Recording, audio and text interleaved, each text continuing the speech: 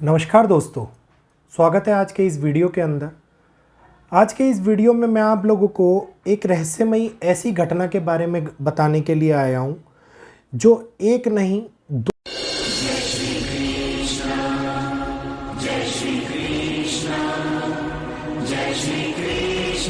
दो बार घटित हुई। जी हाँ, थर्सडे को बृहस्पतिवार को 2:55 से 3 PM के बीच में, और दूसरी बार ये घटित हुई है फ्राइडे को सुबह के समय में। अब इस घटना से पूरा उड़ीसा का बालासोर और नीलगिरी, भद्रक, बुदेवपुर ये सारे एरिए डर के मारे कांपने लग गए। और डर के मारे कांपने का कारण क्या था? एक बहुत ही ऊंची तीव्र ध्वनि, जो एक ऐसी ध्वनि थी जिसने खिड़कियां हिला के रख दी। लोगों ने कई पिक्चर ऐसे शेयर करे हैं जिसके ऊपर जो घड़ियां दीवार पे टंगी हुई थी वो घड़ियां गिर गई। इसके बाद में ये आवाज़ फ्राइडे को 3 बार लगातार सुनाई दी। कई जगहों के ऊपर इस बात की प्रमाणिकता मिल रही है कि कोई भी ऐसा टेस्ट नहीं किया गया है गवर्नमेंट के द्वारा जिसके कारण ये बहुत ही तीव्र घटना, तीव्र ध्वनि उत्पन्न हुई हो। थोड़ी सी डिटेल के अंदर इस वीडियो के अंदर मैं आपको सारी जानकारी स्टार्ट करता हूँ। एक बहुत ही तीव्र आवाज़ जो पास के रेजिडेंस एरिया के अंदर बालासोर भद्रक डिस्ट्रिक्ट उड़ीसा के अंदर है, जो फ्राइडे को आफ्टरनून में सुनाई दी। यहाँ के लोग जो थे वो भद्रक, नीलगिरी, बालासोर रिपोर्टेड, उन्होंने हर जगह के ऊपर दरवाज़ों के हिलने का, खिड़कियों के हिलने की घटना को बार बार पुलिस तक को और बाकी आसपास के लोगों को भी बताया है। और ये आवाज़ एक मिस्टीरियस साउंड बन के रह गई है, जैसे पहले भी उठी थी। ये आवाज़ आसमान से आई, बहुत तीव्र बूम के हिसाब से आई, जैसे कि एक हाई फ्रीक्वेंसी साउंड होती है जो कि एक अनआइडेंटिफिकल सोर्स था। मतलब जब लोगों ने छत पर जाके उसको देखा तो कोई भी हवा के अंदर, आसमान में कोई भी हवाई जहाज जाने का या कोई भी ऐसा प्रमाण नहीं मिल रहा था कि जो आवाज़ को रिलेट कर सके। और आसमान पूरा साफ था, कहीं पे भी बादल नहीं थे कि बिजली चमकने की घटना या फिर और कोई अर्थक्वेक आने से पहले किसी प्रकार की ध्वनि ये सुनाई दे रही हो। और इसके सोर्स का पता करने के लिए लोगों ने आंसर मांगने के लिए कई बार DRDO से भी बात करने की कोशिश करी। DRDO को भी कई रिपोर्टर्स ने ये भेजा, लेकिन सस्पेक्ट फाइंड ना होने के कारण, कोई भी टेस्ट कंडक्टेड ना होने के कारण डिफेंस रिसर्च और डेवलपमेंट ऑर्गेनाइजेशन DRDO ने व्हीलर आइलैंड के ऊपर ये मना कर दिया कि ऐसा कुछ भी नहीं हुआ है। अभी तक ऐसा कोई भी स्टेटमेंट गवर्नमेंट के द्वारा नहीं दिया गया। जबकि इससे पहले थर्सडे को 2:55 AM पे के मिड बिटवीन, मतलब 2:55 से 3 बजे के मध्यंतर में ये आवाज़ 3 बार सुनाई दी थी। बहुत ही तीव्र वाइब्रेशन थी। लोग दुकानों के अंदर कुछ खरीदारी करने के लिए गए थे तो वहाँ के दुकानदारों का ये मानना है कि कस्टमर घबरा उठा था। कस्टमर घबराहट के कारण दुकानों से बाहर निकल गया था।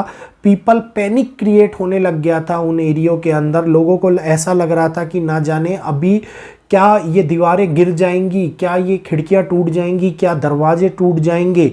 लेकिन इस आवाज़ को district emergency cell has confirm कि कोई भी थंडर स्ट्रॉम भी नहीं आया है। और DRDO से भी चेक हुआ, उन्होंने भी कालाकी कुंडा एयरफोर्स स्टेशन जो वेस्ट मदीनापुर के अंदर है, डिस्ट्रिक्ट वेस्ट बंगाल में, वहाँ पर भी ऐसा कुछ भी नहीं घटित हुआ था। तो इस आवाज़ को क्या भैरवी की गर्जना के रूप में जोड़ के देखा जा रहा है? क्या 13 दिन के पक्ष के आने से पहले ये भैरवी की चित्कार है जो बृहस्पतिवार के दिन, थर्सडे के दिन, मैंने आप लोगों को पहले भी बोला था, भैरवी की गणना और भैरवी की चित्कार के बारे में मैंने आप लोगों को बताया था कि थर्सडे के दिन अमावस्या की तिथि थी। समझ रहे हैं? अमावस्या की तिथि थी, शनि जयंती थी और उस दिन ये आवाज़ 3 बार सुनाई दी, 2:55 से लेके 3 बजे के मध्यांतर में। क्या हमारी कैलकुलेशन जो इंग्लिश कैलेंडर के अनुसार उस डेट को मैच नहीं कर रही थी, क्या ये अब मैच करिए? क्या हकीकत में 12वीं ने चित्कार दिन के समय में लगातार 3 बार करी है? क्या आने वाले समय के अंदर इस बात को भविष्य मालिका की उस 12वीं की चित्कार के साथ में जोड़ के देखा जा सकता है? और एक बहुत ही भयानक समय जिसमें ये कहा गया था कि मुंडी मुंड चारों ओर होंगे, रक्त की नदियां बहेंगी, चारों ओर हिंसा होगी, बड़ा रक्तपात होगा। क्या इस प्रकार का समय निकल के अब हम लोगों के सामने आने वाला है? क्योंकि मेरे मन में भी बाकी उड़ीसा के अंदर बालासोर और भद्रक जिले के अंदर रहने वाले लोगों की तरह घबराहट मेरे मन के अंदर भी उत्पन्न हो रही है, क्योंकि कैलकुलेशंस आगे पीछे बिल्कुल हो सकती हैं। और बृहस्पतिवार के दिन ही क्यों ऐसी घटना घटित हुई, ये सोचकर मेरा दिमाग भी हिल गया है। क्या आप लोगों का कहना है इस बारे में? क्या हकीकत में उड़ीसा के अंदर ये माँ भैरवी की चित्कार ही है जो दिन के समय सुनाई देनी थी और 2:55 से 3 बजे के बीच में सुनाई दी है? क्या अब मनुष्य और मानव जाति का अंत पास में आ गया है? क्या अब हम लोगों को ये मान लेना चाहिए कि इस दुनिया के अंदर अब ऐसी ऐसी घटनाएं घटित होने वाली हैं जिसका मानवता के ऊपर बहुत बड़ा दुष्प्रभाव पड़ेगा? मनुष्य ने कल्पना भी नहीं करी होगी इस प्रकार का प्रभाव मनुष्य को अब आने वाले समय के अंदर, इस काल के अंदर भोगना भी पड़ेगा और देखना भी पड़ेगा। क्या अब अंधकार का समय निकल के सामने आने वाला है जो 13 दिन के पक्ष के अंदर बोला जा रहा था, या फिर ये 13 दिन का पक्ष भी उसी तरीके से बीत जाएगा जैसे अभी थोड़े दिनों पहले 2021 में आया गया 13 दिन का पक्ष बीत गया था? क्योंकि उस काल को भी महाभारत काल के युद्ध के समय से कुछ लोग जोड़कर देख रहे थे और इस बार भी 13 दिन के पक्ष के ऊपर ये बात कही गई है कि ये कलयुग के अंत का पक्ष है। मतलब इसके बाद में जो 13 दिन का पक्ष आएगा वो सतयुग के अंदर आएगा। क्या आपका भी इस विषय के ऊपर यही मानना है? क्या ये रहस्यमयी साउंड, ये रहस्यमयी ध्वनि अभी तक जो प्रकाश नहीं डाल पाई कि कहाँ से उत्पन्न हुई है, किस जगह से उत्पन्न हुई है? DRDO IRD के मैंने प्रूफ्स भी इस वीडियो के अंदर लगाए हैं, आप लोग देख सकते हैं।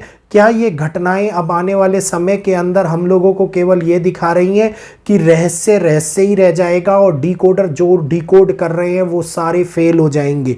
क्योंकि अब आने वाले समय के अंदर भविष्य मालिका की डिकोडिंग करने वाले भी सत्य नहीं बता रहे हैं और हर स्थान के ऊपर झूठ फैलाया जा रहा है, झूठ का बोलबाला हो गया है, पाप बढ़ता जा रहा है, अन्याय बढ़ता जा रहा है। और इसी अन्याय, पाप और झूठ को खत्म करने के लिए क्या प्रकृति अपने स्वरूप को बदल रही है और यही स्वरूप होगा जो महाविनाश का कारण बनेगा? कृपया कमेंट करके मुझे ज़रूर बताइएगा इस मिस्टीरियस साउंड के बारे में आप लोगों को क्या लगता है। मैं इंतज़ार करूँगा आप लोगों के कमेंट्स का। तो इस वीडियो को ज़्यादा से ज़्यादा लोगों तक शेयर कीजिए, चैनल को सब्सक्राइब कर बेल आइकन को ऑल पे कीजिए ताकि आने वाली रहस्यमयी घटनाओं के बारे में आपको हमारे चैनल के माध्यम से संपूर्ण जानकारी मिल पाए। आज के लिए इतना ही। जय श्री कृष्णा, जय माता दी।